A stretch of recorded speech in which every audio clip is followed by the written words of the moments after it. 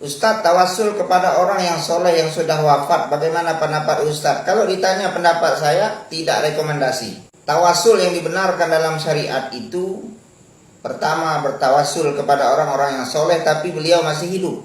Ada kiai, ada ulama, ada ustadz, ada syekh yang kita anggap dia dekat dengan Allah, ya, yang benar-benar ulama rabbani. Lantas kita ada hajat tertentu, kita datangi dia, atau kalau tidak sempat lewat telepon, boleh lewat telepon, memanfaatkan kecanggihan medsos kita hari ini. Assalamualaikum Pak Ustadz, Assalamualaikum Pak Kiai. Saya berniat mau berangkat haji tahun ini, misal ya. Saya mohon doa Pak Kiai, semoga haji saya mabrur, semoga saya selamat, semoga saya beri kesehatan, mulai berangkat hingga saya pulang ke tanah air. Ini tawasul namanya. Makanya Pak Kiainya insya Allah saya akan doakan dalam sholat saya, atau langsung pada waktu itu Pak Kiainya mendoakan dan dia mengaminkan. Ini tawasul, ini dibolehkan. Bahkan bertawasul dengan orang soleh yang masih hidup, tapi yang bersangkutan tidak hadir atau tidak tahu, tidak berinteraksi secara langsung, para ulama ini melarang. Contoh, Kiai Fulan, dia masih hidup, terkenal kesolehan dan kealiman, kedalaman ilmunya.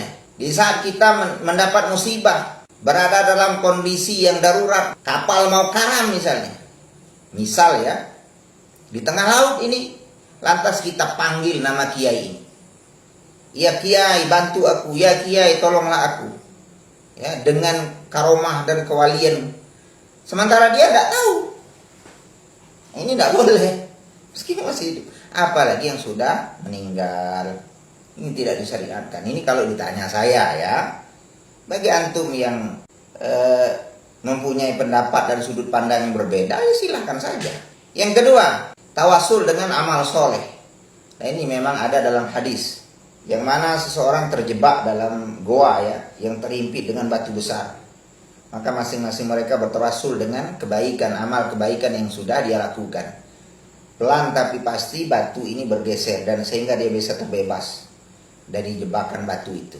Ini dibolehkan. Yang ketiga, bertawasul dengan Asmaul Husna.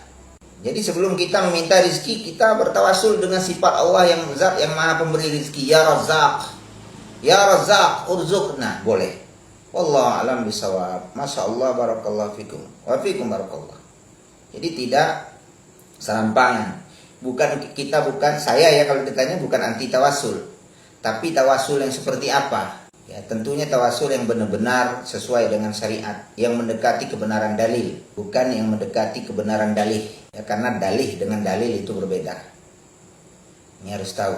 Ada 1 tahun yang lalu saya pernah menonton sebuah video. Sekelompok orang yang sedang berada di kuburan makam seseorang yang ditokohkan, sambil beramai-ramai membaca Ya Malik, Ya Kudus, i'tilana bil fulus. Kertas merah yang halus-halus, bibarokati. Kita ada sebut ya namanya, disebutkan nama yang dianggap ulama dan wali itu.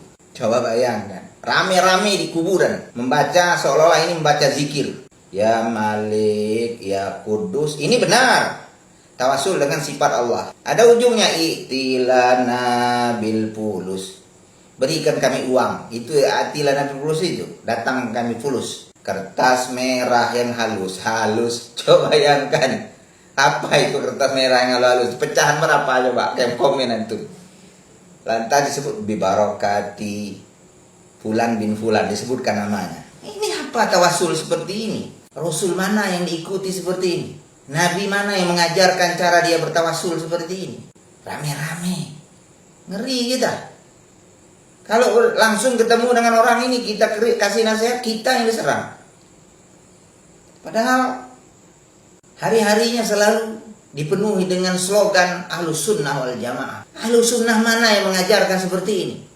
Rame-rame di kuburan bertawasul dengan membaca bacaan seperti ini. Bagaimana pertanggungjawaban syahadatnya di hadapan Allah nanti? Yang mana setiap waktu selalu dia ucapkan asyhadu an la ilaha illallah wa asyhadu anna Muhammadan Rasulullah. Ini syahadat, ini bukan sekedar ucapan, ini pengakuan, takrir, persaksian bahwa tidak ada Tuhan, la ma'budah bihaqqin illallah. Saya bersaksi tidak ada Tuhan yang berhak disembah kecuali Allah.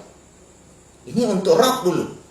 Di saat kesaksian ini dia nodai dengan praktek perbuatannya yang dia membawa potongan kepala kerbau misalnya ke pantai atau laut-laut tertentu, maka syahadatnya diragukan. Apa gunanya lisan yang dia gunakan untuk bersaksi bahwa tiada Tuhan yang berhak disembah selain Allah. Tapi di sisi lain dia memakai cincin, dia anggap cincinnya ini bisa mendatangkan manfaat dan menolak mudarat. Ini baru satu syahadat. Syahadat kedua apa? Syahadat Rasul. Wa asyhadu anna Muhammadar Rasulullah. Dan saya bersaksi bahwa Muhammad itu utusan Allah. Apa implikasi daripada kesaksian bahwa Muhammad itu ada utusan Allah?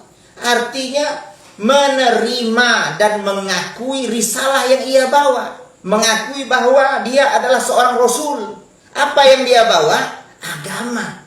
Jadi di saat lisannya berikrar mengakui bahwa Muhammad itu Rasul, tapi di saat risalah itu datang kepada dia, di saat ada dalil yang sahih yang mengatakan di hadapannya bahwa cara tawasul yang dicontohkan Rasul ini A, B, C, dan D, tapi dia tolak cara itu dan dia pilih cara tawasul C, D, dan E, dan sebagainya.